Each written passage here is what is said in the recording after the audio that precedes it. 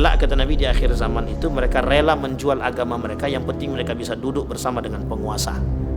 Kelak kata Nabi di akhir zaman itu akan muncul orang-orang yang menjual agamanya demi mereka bisa duduk dengan penguasa, atau demi mendapatkan jabatan, demi mendapatkan posisi. Dan yang menjadi masalah adalah ketika posisi itu sudah mereka dapatkan, disitulah kemudian apakah itu akan menjadi jalan mereka untuk menciptakan perdamaian atau justru memunculkan perpecahan. Ada orang-orang yang kemudian, mohon maaf, ada para ulama yang duduk dengan pemerintah. Ada, salah, tak salah, tapi tujuan mereka baik untuk memperbaiki, memberikan masukan. Memang harus begitu. Ulama harus duduk dengan penguasa.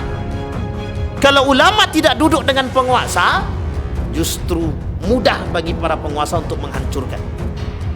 Tapi ulama yang seperti apa? Ulama yang tidak cinta dengan harta. Ini kau mau tak jadi wakil aku? Tidak mau aku. Tapi duit semua dari aku. Tidak apa-apa lah, kita coba. Tidak bisa. Apalagi sekarang Bapak Ibu, zaman-zaman saat ini susah kita untuk menentukan yang mana orangnya. Maka pakai hati kita, pakai ilmu kita, pakai akhlak kita. Untuk melihat orang itu kita butuh 3. 1 hati, yang kedua ilmu, yang ketiga akhlak. Bisa pelajaran agama mau dihilangkan, dan ini wacana yang sudah sangat lama sekali. Zamannya Pak Anies Baswedan jadi Menteri Menteri Pendidikan itu sudah muncul Bapak Ibu. Jadi kenapa itu masalahnya? Yang punya ide juga orang-orang pintar. Gelarnya bukan juga S2 Pak, doktor, profesor. Tapi itulah kemudian kita tak mau suuzon. Tapi mau tak mau kita harus suuzon. Artinya kita jangan suuzon, tapi kita harus berhati-hati.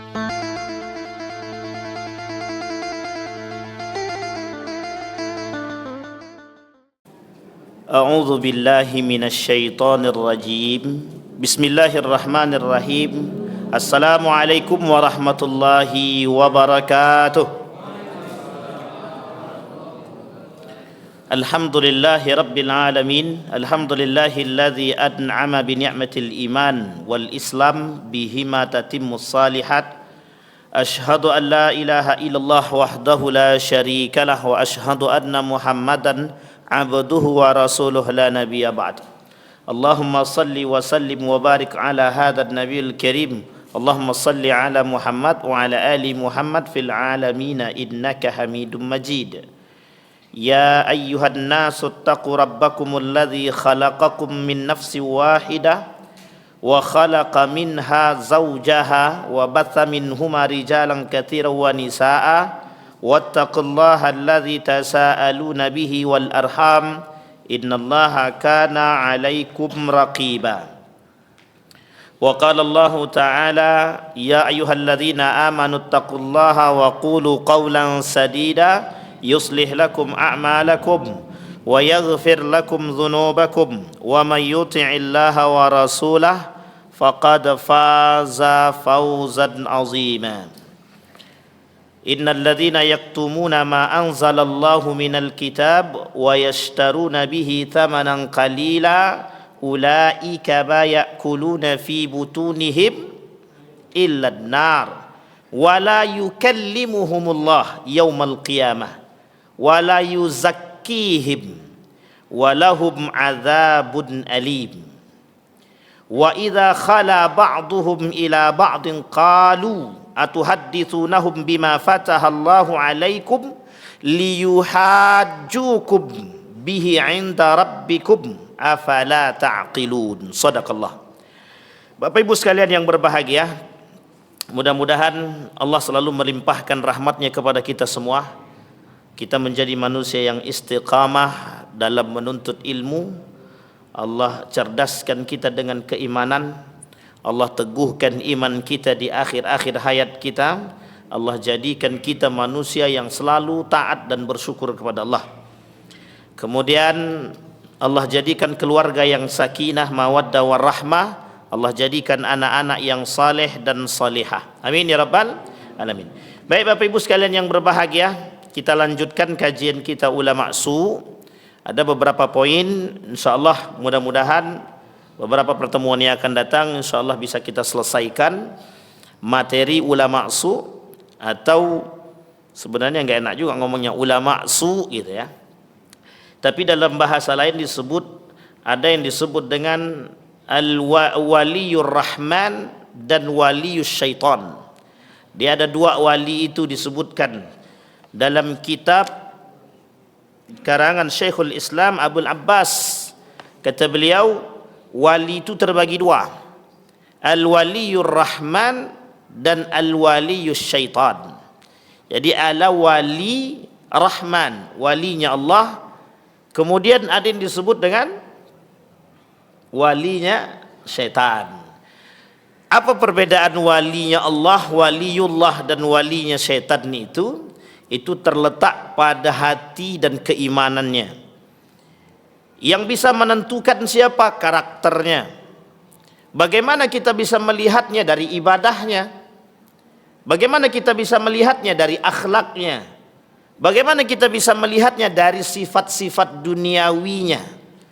Maka di situ kita bisa melihat ini waliullah atau waliyus syaitan. Atau bahasa lainnya, apakah ini ulama ar-rabbani atau ulama su. Dia ada al-ulama atau alimur rabbani. Kata Ali bin Abi Thalib, alimur rabbani. Kemudian ada yang mengatakan al-alim atau ulama su. Baik Bapak Ibu sekalian yang berbahagia, di ayat yang awal tadi kita katakan ada dalam surat Al-Baqarah tadi, kita bacakan 174 itu, ada orang-orang yang menyembunyikan apa-apa yang telah kami berikan, kami turunkan kepada mereka dari kitab, dari ayat-ayat Allah. Allah turunkan ayat-ayat Allah kepada mereka, mereka pelajari itu ayat-ayat Allah. Kata Imam As-Suyuti, ayat-ayat Allah yang turun kepada diri mereka, mereka pelajari dengan baik. Tapi kemudian ada ayat selanjutnya, wa yashtaruna bi ayati tsamanan qalila. Mereka mempelajari ayat-ayatnya Allah untuk diri mereka pribadi. Mereka pelajari ayat-ayatnya Allah tadi untuk kepentingan mereka sendiri. Kapan mereka akan memberikan apa yang mereka miliki? Ketika mereka sesuai atau sejalan dengan kontrak yang mereka ajukan. Oh, kalian mau ilmu dari saya? Ya. Tapi kalian harus membayarnya. Kalau kalian tak bayar, saya tak kasih ilmu. Itu yang pertama. Yang kedua, apa maksud ayat di situ? Ya, ayat di atas tersebut. Kata ayat tersebut, ada orang-orang yang menyembunyikan ilmu dia. Dia memang tak mau kasih. Emang dia tak mau kasih. Karena ilmu ini mahal. Karena tak semua orang punya ilmu ini. Nah, itu bahasanya. Oh, tidak bisa. Ini hanya saya yang bisa. Sehingga dia tak mau ajarkan ilmu tersebut ke orang lain. Contoh ilmu pelet. Itu ilmu mahal itu. Ilmu pelet itu ilmu mahal. Tapi mintanya bagaimana? Nah, pandai-pandailah cari. Ada dengan cara menuntut. Tapi Bapak Ibu tak perlu pelet-pelet lagi. Itu tak baik. Ilmu pelet itu tak baik. Ada yang mempelet anak orang dengan surat Yusuf, kata dia. Dibacanya surat Yusuf, tunduk orang itu. Itu setan juga itu. Artinya apa? Banyak orang-orang yang memanfaatkan ayat-ayat Allah tadi untuk kepentingan. Dia punya ilmu. Misal dia mengerti bagaimana di dalam Al-Quran. Dia punya ilmu Al-Quran. Dia mengerti bagaimana seseorang itu terbentuk akhlaknya dengan Quran. Dia tahu bagaimana caranya menghafal Quran dengan mudah. Itu ilmu. Tapi dia tak kasih ke orang lain. Artinya dia, kalau Anda mau ilmu ini, silahkan. Tapi Anda harus bayar. Artinya adalah orang-orang yang kemudian menyembunyikan atau orang-orang yang meletakkan sesuatu di belakang ilmu demi kepentingan. Maka bahasa Allah dalam Al-Quran, innalladzina yaktumuna, sesungguhnya nanti ada orang-orang yang menyembunyikan ayat-ayat kami, kata Allah. Ilmu yang kami berikan kepada mereka, tapi kemudian mereka sembunyikan. Ini tafsir surat Al-Baqarah ayat 174 tadi. Tapi kalimat selanjutnya yang menjadi masalah bagi kita adalah kalimat selanjutnya. Wa yashtaruna bi ayati tsamanan qalila. Ada kemudian orang-orang demi kepentingan dunia, kata Allah, mereka perjualbelikan agama kami. Jadi mohon maaf Bapak Ibu sekalian yang berbahagia, kelak akan muncul, kata Nabi, orang-orang yang menjadikan agama tadi untuk mencari kepentingan dunia mereka. Seperti yang Allah katakan, yashtaruna bi ayati samanan qalila. Mereka perjualbelikan agama kami dengan harga yang murah, harga yang sederhana. Artinya agama Allah dibandingkan dengan satu dunia itu lebih murah. Sebenarnya apa? Agama Allah itu tak bernilai. Agamanya Allah tak bernilai. Kita ambil contoh begini. Ini contohnya. Ketika ada orang mengatakan haknya perempuan dan laki-laki dalam waris itu tidak 2:1, harusnya 2:2 atau 1:1. Itu harusnya. Bapak Ibu sepakat atau tak sepakat? Kalau tak ada yang jawab berarti sepakat. Harusnya secara akal dan logika manusia, secara keadilan, mereka berkata, ini orang yang ngomong juga ngerti agama. Kata mereka, harusnya itu warisan itu laki-laki perempuan bukan 2:1, tapi 2:2 atau 1:1 atau 0:0. Kalau 2:1 itu tak adil. Sampai sini paham Bapak Ibu ya? Ini kemudian dilatar belakangi oleh orang-orang yang mengerti agama, tapi dengan tujuannya adalah mereka ingin mencari manfaat dari hasil penjualan agama tadi. Apa manfaatnya? Dunia, popularitas, duit. Sehingga ketika ide dan gagasannya bertentangan dengan Al-Quran, dalam Al-Quran kan 2:1. 2:1. Kemudian dia mengutarakan 2:2 atau 1:1. Dia tulislah tulisan tersebut, dia sebarkan. Kira-kira tenar atau tak tenar orang itu? Tenar. Kenapa dia tenar? Karena dia sudah menentang Allah. Karena dia menginginkan bahwa harusnya orang-orang manusia seperti kita ini berpikir seperti dia.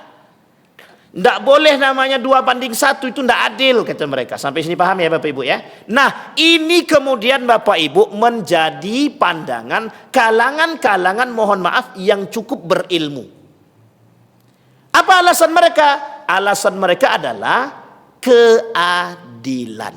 Sehingga ketika mereka mengatakan 2:1 tidak adil, secara tidak langsung mereka sedang menentang syariatnya Allah. Sampai sini paham? Demi apa? Demi ketenaran. Demi apa? Demi duit. Demi apa? Demi tulisan berharga menurut mereka. Artinya mereka mengangkat akal mereka, berpikir lebih, tapi kemudian mereka menentang Allah. Nah, sampai sini paham ya Bapak Ibu ya? Baik. Ini kondisi hari ini. Kemudian ada orang-orang yang mengerti agama. Mereka katakan hukum adat lebih tinggi daripada hukum Al-Quran. Mereka mengerti agama. Al-Quran itu tidak bisa lagi dikoreksi.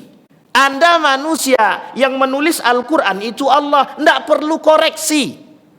Sampai sini paham? Tidak perlu kita mengkoreksi Al-Quran. Yang perlu kita koreksi adalah otak kita. Sehat atau tak sehat? Baik, yang kedua. Yang ketiga, contohnya, ada kemudian orang-orang yang mengatakan let's be gay LGBT. Sudah umum lah permasalahan ini. Sudah sering kita bahas dan sering kita angkat. Orang-orang yang mengatakan bahwa orang-orang let's be gay, kemudian biseksual, transgender itu dan lain sebagainya. Apa kata mereka? Al-Quran tidak pernah menentang bawaan mereka. Al-Quran tak pernah menentang perbuatan mereka. Al-Quran cinta perbuatan mereka. Padahal Al-Quran mengutuk perbuatan mereka. Ada orang-orang yang menjual itu dengan menentang syariat Islam. Tujuannya adalah untuk mendapatkan kepentingan. Kalau ide ini dijual, maka akan mendapatkan. Baik, yang ketiga. Yang keempat, permasalahan agama saat ini yang dijual apa? Agama. Bagaimana yang satu dan yang lain harus terpecah belah. Kalau sudah terpecah belah, mereka punya kepentingan di belakang itu. Tapi yang mecah siapa? Orang Islam itu sendiri. Ada orang-orang yang disebut dengan Islamophobia. Orang-orang yang memang tak suka dengan Islam itu tak suka dia. Tapi justru kemudian yang saat ini mudah kita temui orang Islam yang tidak suka dengan Islam itu sendiri. Kalau non Muslim tak suka dengan Islam itu biasa. Normalnya begitu. Tapi ada Islam tak suka Muslim, tak suka dengan Islam itu sendiri. Ada orang yang pakai kerudung, dia celah, sok suci. Pertanyaannya adalah lebih baik pakai kerudung atau tak pakai kerudung? Ini ada bahasa yang kemudian diperjualbelikan. Lebih baik kami tak berkerudung, akhlak kami baik, daripada berkerudung akhlaknya kayak setan. Ini bahasa, itu bahasa yang sangat-sangat salah. Tak ada betulnya sama sekali.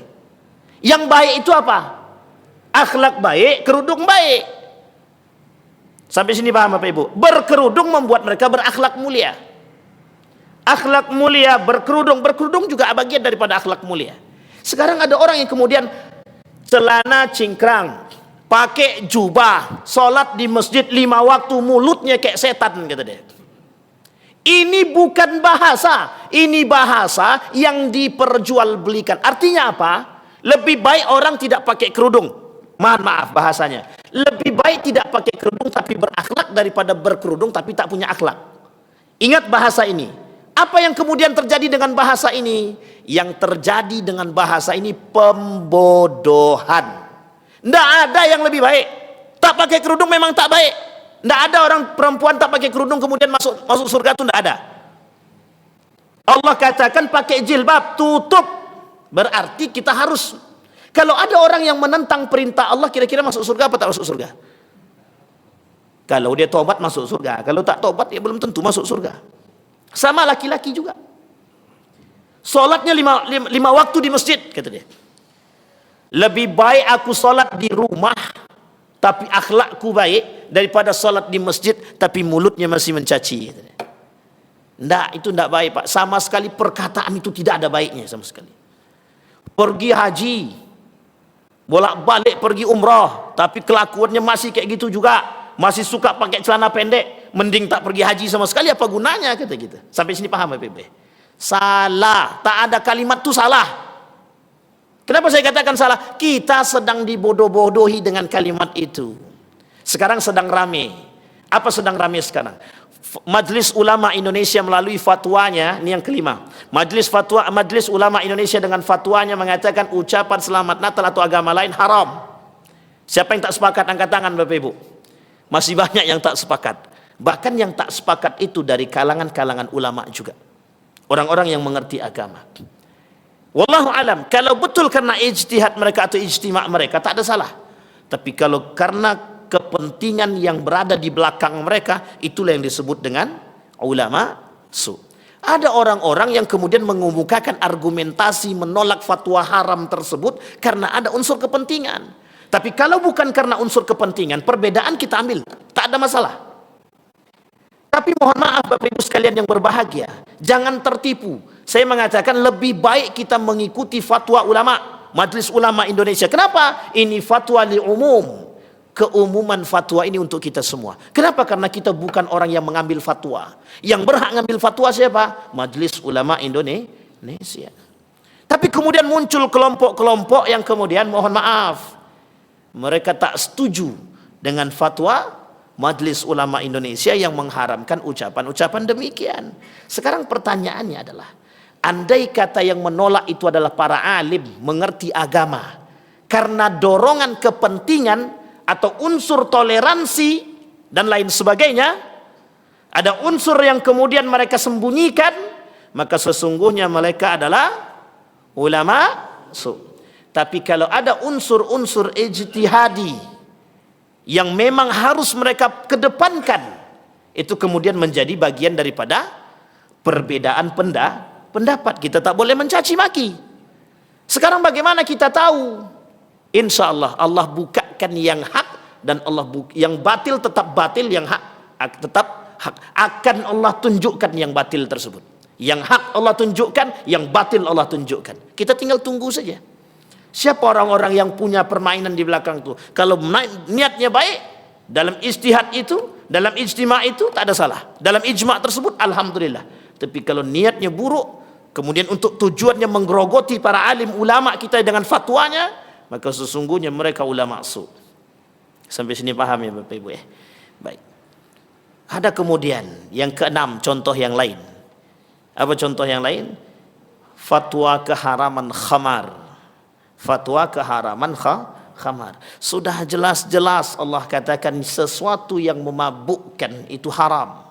Bagian daripada itu adalah adanya minuman keras, narkoba, narkotika, tuak, minuman susu yang dipermentasikan di atas yogurt. Jadi susu dipermentasikan jadi yogurt. Yogurt itu kalau dipermentasikan lagi itu jadi sesuatu yang bisa memabukkan. Air nira kalau tak salah. Itu kalau didiamin lebih lama 1 pekan lagi, itu dah jadi itu yang minum tuh tak tahu tuh entah nampak atau tidak istrinya lagi tuh. Yang nampak istri orang. Nah kemudian apa yang ingin saya sampaikan? Yang saya sampaikan di belakangnya Bapak Ibu. Ada kemudian kelompok-kelompok yang kemudian mendiskreditkan ini. Mohon maaf, mengatakan ini berbeda dengan khamar. Artinya kalau berbeda dengan khamar itu perlu hukum baru. Apa hukum baru? Ya bisa halal, bisa haram. Sampai sini paham Bapak Ibu. Sementara Allah mengatakan sesuatu yang kemudian memabukkan itu mesti haram. Maka alkohol itu haram apa tak haram? Alkohol haram apa tak haram?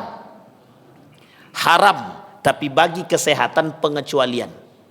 Bagi kesehatan artinya untuk pencucian alat-alat kesehatan itu butuh alkohol.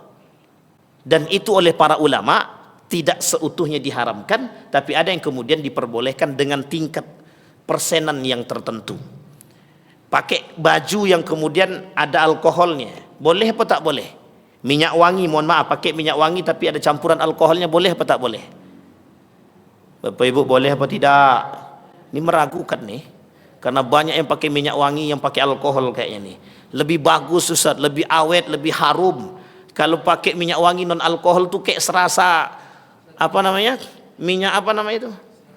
Minyak senyong-nyong kata dia. Kayak serasa umur 70 tahunan gitu deh. Ini susahnya kita sekarang tuh begitu.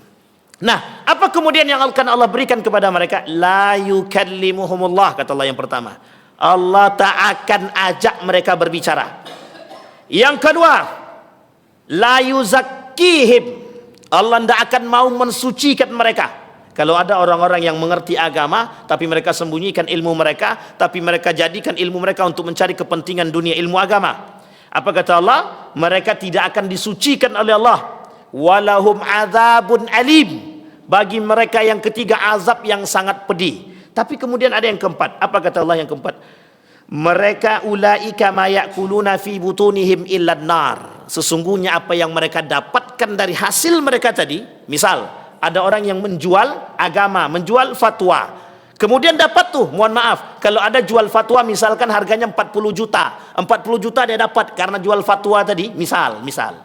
Fatwa jual label halal misal.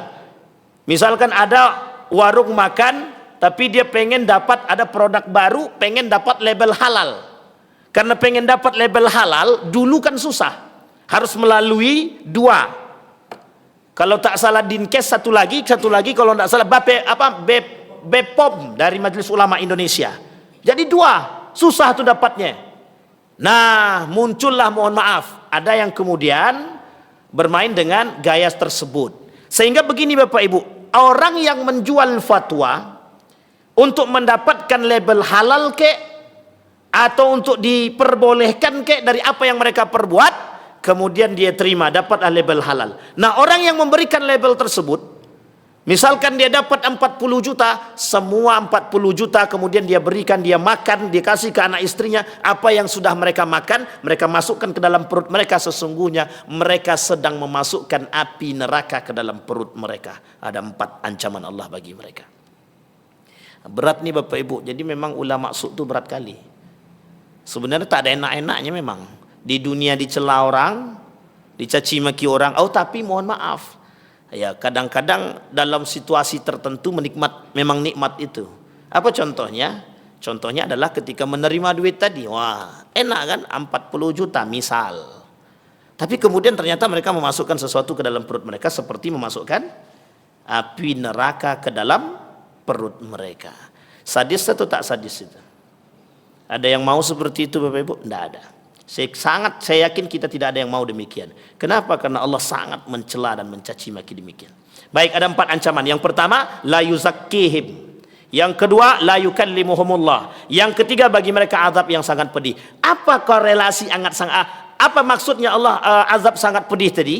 Azab yang sangat pedih itu cuma satu tempatnya, Pak. Neraka jahanam. Masuk mereka dalam kategori sifatul munafiqin. Mereka sudah masuk dalam kategori manusia munafik.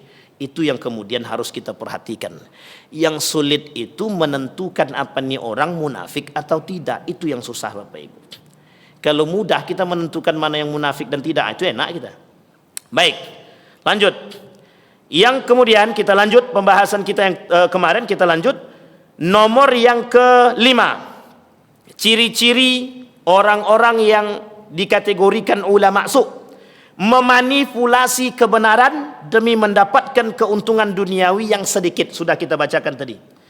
Tapi dalam ayat yang lain, tsumma yaquluna hadza min indillahi yashtaruna bi ayati tsamanan qalila. Bapak Ibu boleh cek di dalam Al-Quran, kalimat yashtaruna bi ayati tsamanan qalila banyak. Itu banyak. Ternyata kita sudah kolerasikan itu. Kenapa ayat yashtaruna bi ayati tsamanan qalila di dalam Al-Quran itu Allah ulang? Karena kejadiannya serupa. Kejadiannya serupa, hanya saja pelakunya berbeda. Apa maksudnya? Allah turunkan ayat itu agar mengingat bagi kita. Karena kelak ada manusia-manusia yang memperjualbelikan agama demi kepentingan mereka. Kita ambil contoh yang paling sederhana. Apa contohnya? Panti asuhan. Bapak Ibu boleh cek di Pekanbaru ini. Cari, harus dicari. Ada panti asuhan, mereka jual anak yatim, mereka jual anak-anak itu untuk mencari kepentingan mereka. Itu panti asuhannya banyak yang tidak ada isi anaknya. Ada juga panti jompo. Itu panti jompo orang yang jomponya tak ada. Pantinya ada, yang punya ada. Kemudian mereka jual tuh Pak, mohon maaf mereka jual. Ini sama dengan menjual manusia merdeka. Sama dengan menjual manusia merdeka. La yukallimuhumullah kata Allah. Yang kedua itu menjadi musuh Allah paling berat di hari kiamat nanti kata Allah. Itu musuhku kata Allah. Dalam hadis kursi, 3 golongan yang bakal menjadi ana khasmuhum yaumal qiyamah. Kelak akan menjadi musuh kata Allah. Yang ketiga adalah di antara 3 itu salah satunya adalah orang-orang yang menjual manusia merdeka. Ada. Itu tadi. Mereka jual tuh anak yatim. Mereka perjualbelikan anak yatim tuh yang sayang dengan anak yatim mereka niscaya nanti kelak bersama Nabi begini. Mereka tunjukkan begini. Hakadha. Artinya orang-orang kelak yang menyantuni anak yatim yang baik, yang mau menyantuni panti asuhan, panti jompo dan panti-panti yang lain, kelak mereka di hari kiamat Allah berikan kemudahan. Mereka akan bersama dengan Nabi begini gitu mereka. Yang mereka jual apa? Ayat Allah. Yang mereka jual apa? Hadis Nabi. Yang mereka jual apa? Anak yatim. Yang mereka jual apa? Panti asuhan. Yang mereka jual apa? Orang-orang tua yang jompo. Tapi kemudian ketika duit itu masuk, mohon maaf, uangnya masuk, kemana pergi duitnya? Lenyap, tak terasa. LSM, Lembaga Swadaya Masyarakat, yang baru-baru ini terkenal. Siapa itu? Kalau saya tak salah, kita tak sebut, nanti kena lagi. Ini sudah cukup yang kesekian kalinya kita kena. Ada salah satu lembaga swadaya masyarakat. Nah, ini agak cari aman sedikit malam hari ini. Ada salah satu lembaga swadaya masyarakat. Mereka kumpulkan uang itu sampai miliaran rupiah. Gaji ketuanya 100 juta lebih. Saya bilang ini gaji atau cuci muka? Mungkin cuci duit. Bapak Ibu money laundry tahu? Pencucian uang gitu. Tapi itulah kenyataan Bapak Ibu. Mohon maaf. Mereka jadikan bencana, mereka jadikan kejadian-kejadian itu untuk mengumpulkan dana. Tak salah, baik, bagus. Kalau tak ada mereka kita kesusahan. Cuma yang menjadi masalah adalah yang berada di situ mereka mengerti agama.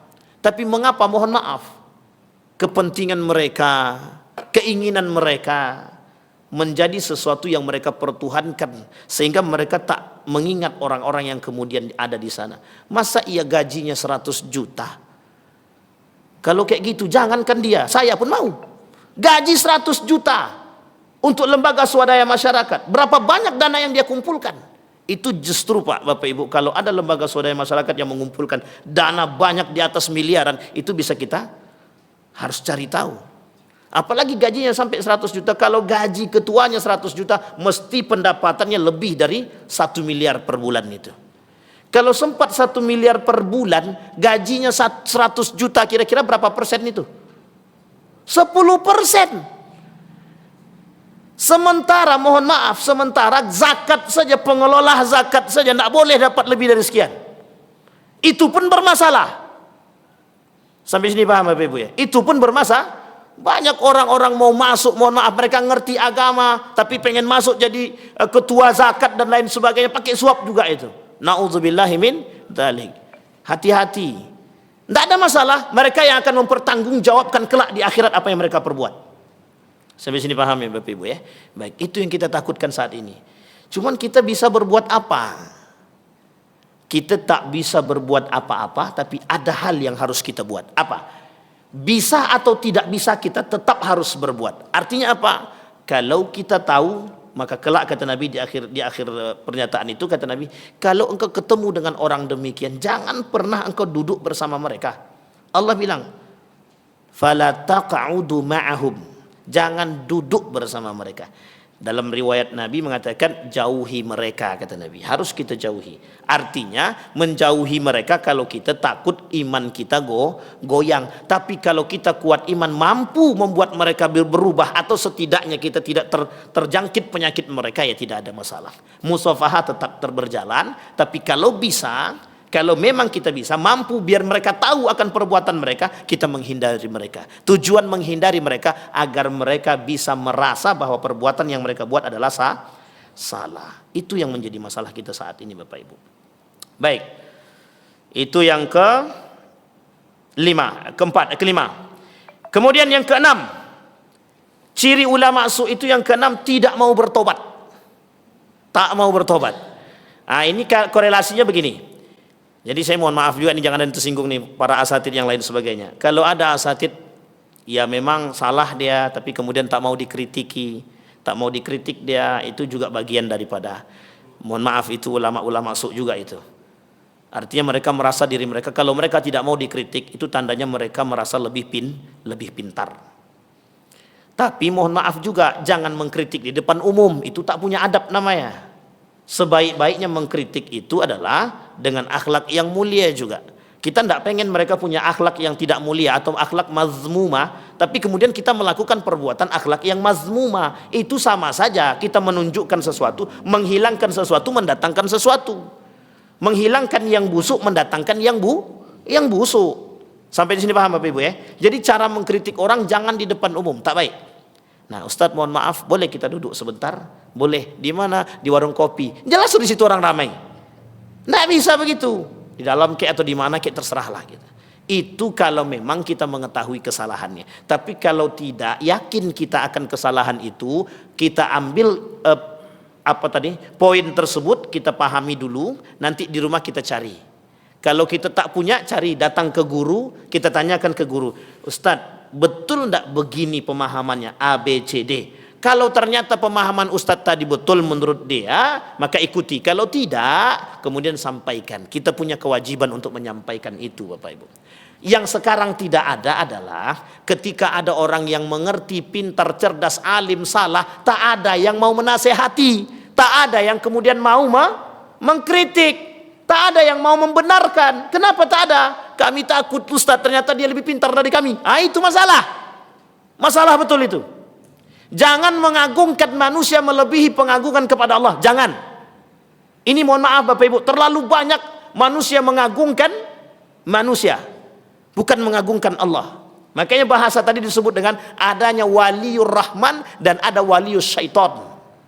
Sampai sini paham Bapak Ibu ya? Apa karakter wali syaitan tadi? Ini sedang kita pelajari. Waliullah dan wali syaitan. Sekarang bedanya tipis.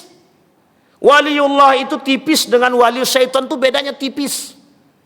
Sama-sama mohon maaf, kalau waliullah mereka punya tingkat keimanan yang tinggi, kalau walius syaitan juga mereka setannya juga tinggi. Contoh ada wali kata dia bisa berjalan di atas, berjalan tapi hujan tak basah. Saya pernah dapat cerita ini di salah satu daerah di Riau itu. Ada seorang dianggap wali berjalan di dalam hujan tapi dia tak basah. Kemudian mereka, para masyarakat kemudian mencari tahu siapa dia. Ternyata menurut mereka ahli ibadah. Sekarang ada ndak orang yang tidak ahli ibadah tapi berjalan dia di dalam hujan tak basah juga? Ada. Itu tadi wali dengan setan tadi. Udah ndak pernah sholat, ya mungkin kita tak tahu dia sholatnya gimana. Mungkin dia sholatnya di akhir waktu atau ndak apalah, terserahlah pokoknya. Artinya Bapak Ibu, karakter itu kan kelihatan gitu.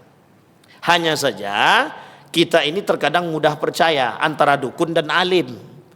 Antara dukun dengan orang alim kita ini tertipu kadang-kadang. Oh dia alim kok, dia sering ke masjid, rupanya dukun.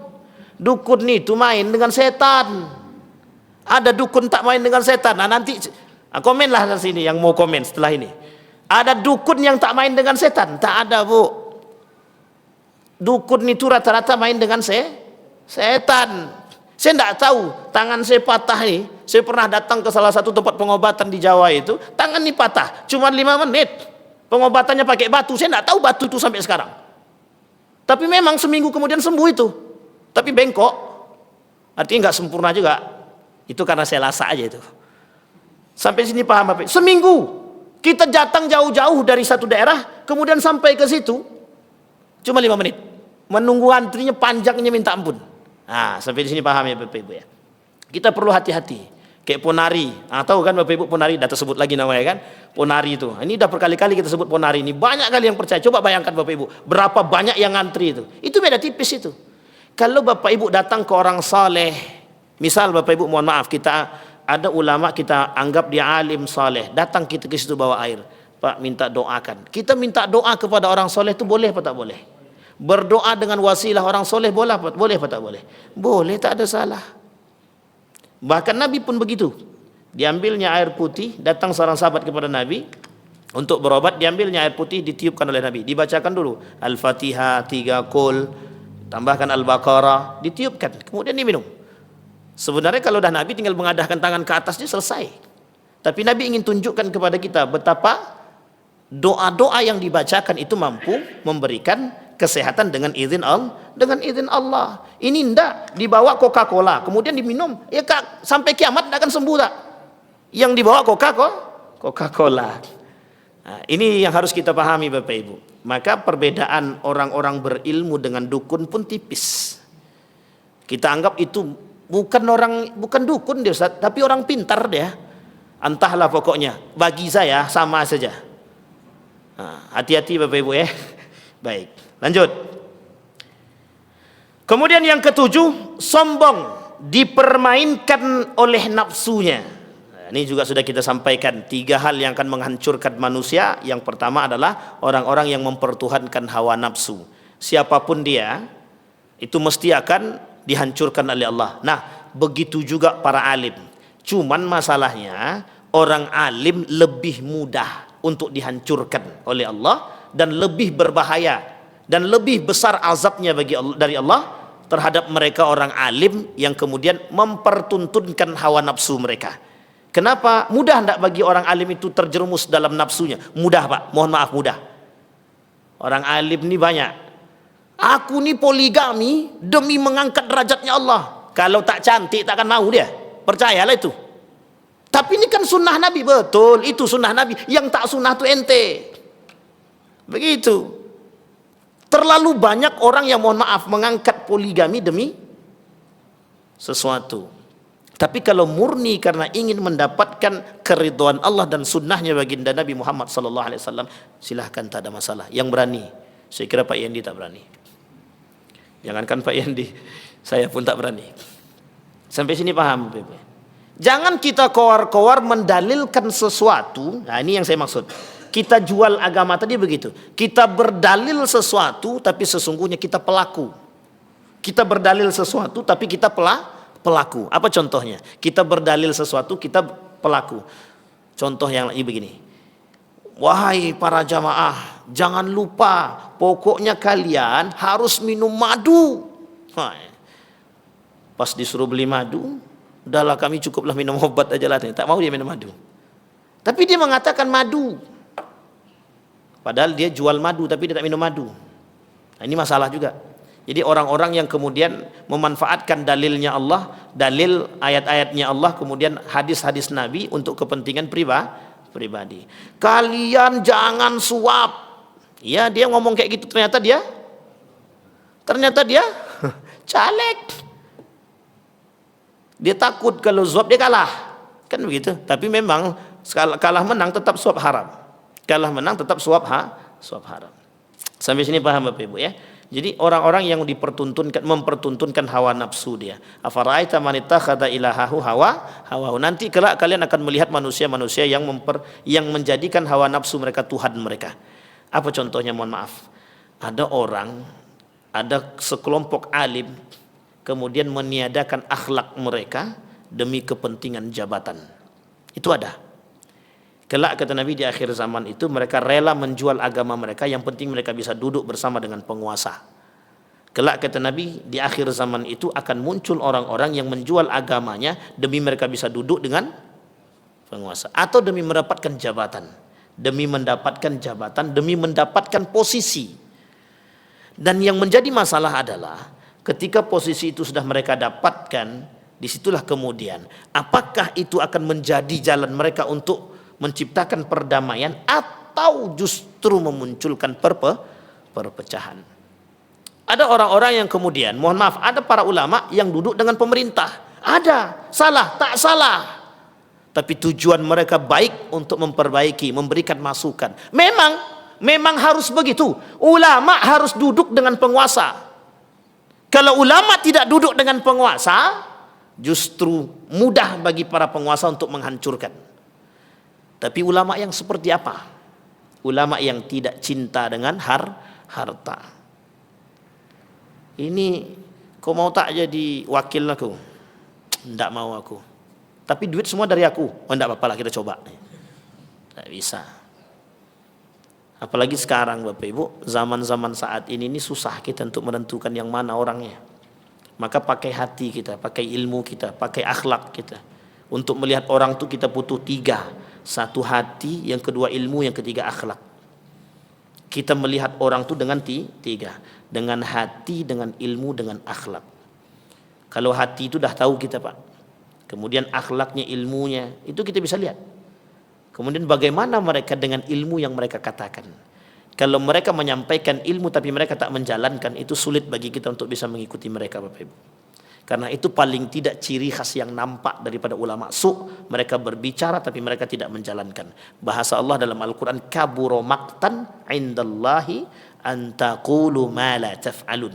Kata Imam Al-Ghazali, orang-orang seperti ini akan mendapatkan posisi mereka kelak di akhirat sebagai kerak-keraknya neraka. Kenapa ulama ini berbahaya?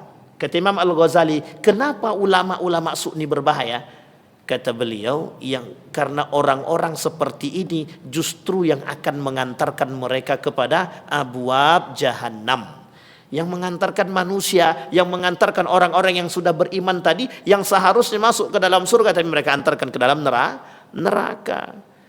Makanya mohon maaf Bapak Ibu, ulama itu paling besar perannya dalam merubah pola pikir masyarakat.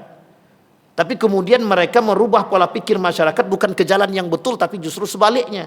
Itu menjadi ancaman atau tidak? Menjadi ancaman bagi kita. Bapak Ibu boleh lihat saat ini sekarang, perhatikan baik-baik. Di masjid ini berbeda dengan masjid yang lain. Kajian Syiah berbeda dengan kajian yang lain. Sehingga yang terjadi apa? Bingung kita Pak, ini yang satu ini mengajak ke surga apa ke neraka? Yang sono mengajak ke surga atau ke yang neraka? Sehingga mohon maaf ketika saling mencaci memaki, kita bingung, kedua-duanya masuk neraka. Kalau saling mencaci dan memaki itu tidak ada Pak. Sampai di sini paham Bapak Ibu ya? Itu karena apa? Karena ilmu. Karena apa? Karena alim. Orang berilmu harusnya mendamaikan, tapi justru kemudian memunculkan perpecahan. Itu yang kemudian kita sebut dengan ulama su. Baik. Yang terakhir, disorientasi intelektual. Wah, ini agak berat sedikit bahasanya. Bahasanya aja yang berat. Disorientasi intelektual. Artinya begini. salah dalam menerapkan ilmu. Itulah bahasa lainnya itu. Ilmunya tidak sesuai dengan orientasinya. Ada orang berilmu tapi orientasi ilmunya, mohon maaf, kita ambil contoh begini. Dia seorang ahli di bidang agama, tapi kemudian dia menjadi ahli di bidang teknik. Jadi dia terapkanlah ilmu agama tadi di dalam ilmu teknik. Itu tidak nyambung itu. Yakin saya tak nyambung. Nabi itu pernah disalahkan oleh Khalid bin Walid. Kata Khalid bin Walid, kata Nabi begini. Jadi ketika tentara perang ini sedang berjalan, kemudian sudah malam. Nabi pengen berhentilah di situ di atas bukit tadi, biar kita bisa melihat. Tapi kemudian kata Khalid bin Walid, tak jauh dari sini itu ada muara, ada seperti danau. Kita kalau berhenti di atas dan bermukim di atas, sementara mereka mengambil air, kata Khalid bin Walid, itu kita bunuh diri namanya. Sehingga mohon maaf, Khalid bin Walid bukan menyalahkan, mengatakan kepada Khalid bin Walid mengatakan kepada Nabi, sebaiknya kita bermukim, membangun tenda itu di dekat muara, di dekat danau. Kenapa demikian? Karena kalau kita bermukim di sana, ketika kita haus kita bisa minum. Sementara kita bisa membangun tenaga. Sementara kalau kita di bukit, musuh kemudian mengambil telaga, kita yang dibunuh, kata Khalid bin Walid. Artinya begini, Khalid bin Walid ahli dalam bidang strategi perang. Nabi juga pernah berperang, tapi tak ahli dalam strategi perang. Sampai di sini paham Bapak Ibu ya? Ini sudah kelihatan. Sekarang ilmu itu bisa saja berubah aliran. Kenapa? Yang ahli agama masuk ke teknik, yang teknik masuk ke dalam fisika, yang fisika masuk ke dalam biologi. Masing-masing nyambung lah. Sampai sini paham? Yang ahli biologi jadi ahli hukum tata negara. Itu kan kelewatan itu. Yang jadi ahli agama siapa? Yang ahli agama nanti dari teknik sipil atau teknik elektro lah. Sampai sini paham Bapak Ibu? Kita tak menyalahkan siapapun yang mau belajar agama, karena hukum belajar agama itu wajib. Tapi kemudian jangan mempelajari agama demi yang lain. Kita tak menyalahkan siapapun, mau lulusan teknik dia, mau lulusan fisika dia, mau anak sosial dia, mau IPS kah dia, mau IPA kah dia, ketika ingin belajar agama silahkan, karena kewajiban setiap orang mempelajari agama. Tapi jangan begini bahasanya, jadilah alim yang intelek, bukan intelek yang alim. Kata guru saya, jadilah alim yang intelek. Jadilah orang yang mengerti agama, tapi kemudian cerdas. Tapi jangan cerdas kemudian baru mempelajari agama. Kalau mempelajari agama untuk kepentingan dia, itu yang masalah. Tapi kalau dia mempelajari agama untuk memperbaiki jalan hidupnya, itu yang baik. Kita ambil contoh, ekonomi. Kita ambil contoh yang lain selain dari ekonomi, akuntansi. Sekarang ada namanya akuntansi syariah. Akuntansi syariah itu dimunculkan untuk memasukkan nilai-nilai agama di dalam aturan-aturan akuntansi. Pertanyaannya adalah, jangan jual nilai-nilai syariah tadi untuk mencari orang-orang berbondong-bondong datang. Kita ambil contoh yang paling sederhana, bank syariah. Yang kita jual apa? Kita menjual agama, kita menjual hadis Nabi. Tapi kemudian mohon maaf, di dalam transaksinya kadang-kadang banyak yang tidak sesuai. Untuk apa? Kalau kita jual produk ini kan produk syariah. Oh, ini bakal banyak yang datang. Oh iya. Tetapi tujuannya adalah tetap untuk mencari keuntungan. Yang betul adalah kita tetap mendukung pembangunan ekonomi syariah, bank-bank syariah, akuntansi syariah, gadai syariah dan lain sebagainya. Silahkan, tak ada masalah. Kita bangun, kita bantu. Jangan sampai orang-orang yang di dalam itu menyelewengkan ilmu-ilmu tadi yang tadinya sudah lurus tapi kemudian menjadi tidak lurus. Yang kedua, jangan dicampur adukkan. Ini terlalu banyak orang-orang yang kemudian mencampur adukkan. Apa yang mereka campur adukkan? Mereka campur adukkan permasalahan syariah, kemudian mereka campur adukkan dengan masalah-masalah yang tidak syariah. Apa contohnya? Contohnya begini. Ini saya ambil contoh Bapak Ibu. Ada satu kasus dulu, saya sampaikan begini, Pak, ini kan kasus perbankan ini, itu kasus yang kita ambil waktu itu syariah compliant. Ini saya kebetulan merasakan sendiri nih. Jadi syariah compliant itu harus diselesaikan dengan model syariah, saya bilang. Oh, enggak bisa. Kalau dengan model syariah bank rugi.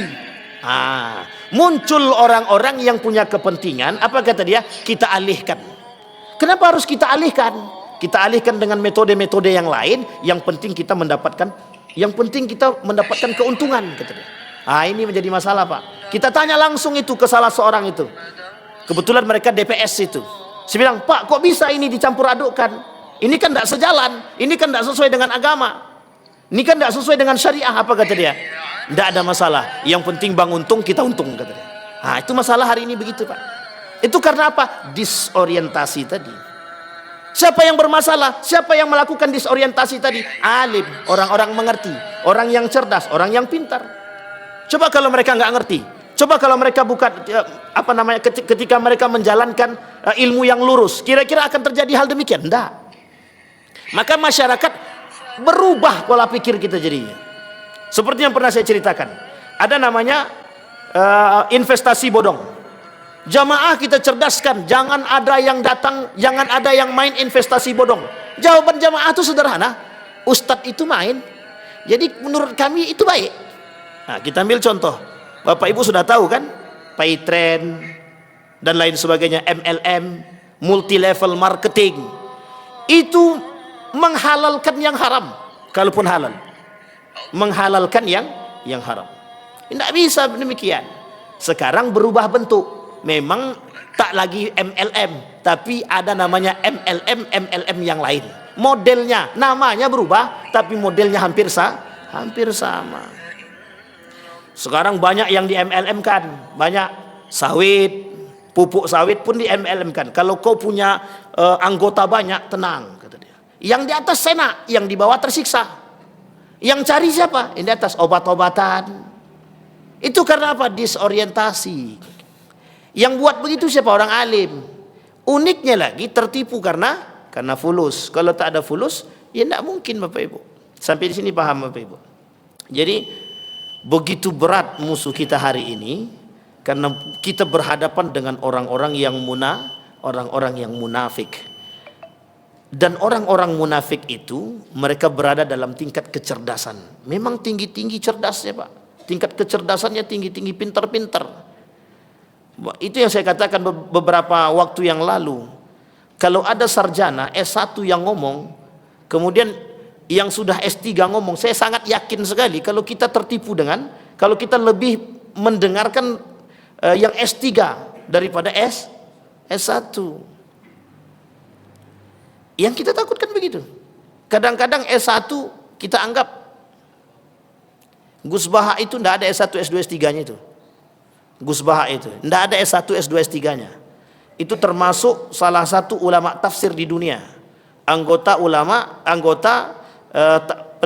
tafsirul Quran di dunia. Itu tidak ada S1, S2 dan tidak lulusan dari Timur Tengah. Coba Gus Qayyum sama. Gus Qayyum itu bukan, tidak ada S1-nya itu, tapi mereka lama di dalam pesantren. Mereka mengaji. Ini tiba-tiba baru setahun 2 tahun ngaji, dah habis kita dibuatnya. Sampai sini paham, Bapak Ibu ya? Baik.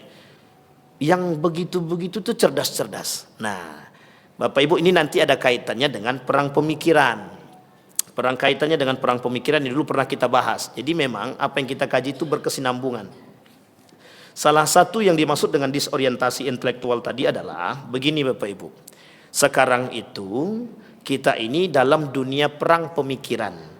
Bapak Ibu sekarang ini dibuat bagaimana ilmu-ilmu yang Bapak Ibu miliki itu tidak sejalan dengan apa yang Bapak Ibu pelajari. Artinya begini, Bapak Ibu orang pendidikan, nanti bisa jadi Bapak Ibu orang pendidikan tidak mengajar di dunia pendidikan, tapi menjadi bagian mekanis. Entah itu apalah bagiannya, terserah. Nah, itu yang pertama. Tapi Bapak Ibu yang perlu dipahami dulu, orang-orang seperti ini itu mengerti nilai, mengerti agama, cuman akan menjauhkan nilai-nilai agama terlebih dahulu daripada ilmu tersebut. Jadi urutannya begini. Dulu urutannya orang-orang Eropa itu dia belajar dulu agama, ilmu-ilmu agama dari Muslim, dari Islam. Setelah mereka pelajari, kemudian mereka ambil tuh ilmunya, nilai-nilai agamanya mereka keluarkan. mereka tinggalkan. Sehingga apa yang terjadi dengan nilai-nilai agama tadi yang mereka kesampingkan, yang tersisa adalah ilmunya saja. Sehingga mohon maaf, banyak orang berilmu tapi tak berakhlak. Itu inti yang mereka inginkan. Sehingga apa yang terjadi dengan itu bisa merusak. Sekarang pertanyaan saya sederhana. Sekian banyak para alim ulama di Indonesia ini, mengapa kebijakan menghilangkan pelajaran agama itu menjadi kecolongan? Sampai sini paham Bapak Ibu? Bisa pelajaran agama mau dihilangkan, dan ini wacana yang sudah sangat lama sekali.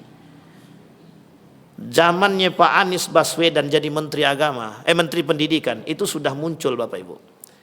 Jadi kenapa? Itu masalahnya, yang punya ide juga orang-orang pintar. Gelarnya bukan juga S2 Pak, doktor, profesor. Tapi itulah kemudian kita tak mau suuzon.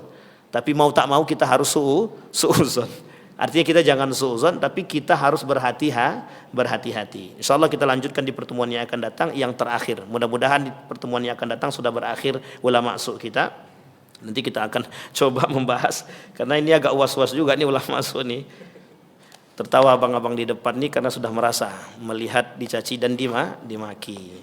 Saya kira begitu Bapak Ibu, mudah-mudahan bermanfaat bagi kita semua. Fa'tabiru ya ulil absar la'allakum tuflihun. Assalamualaikum warahmatullahi wabarakatuh.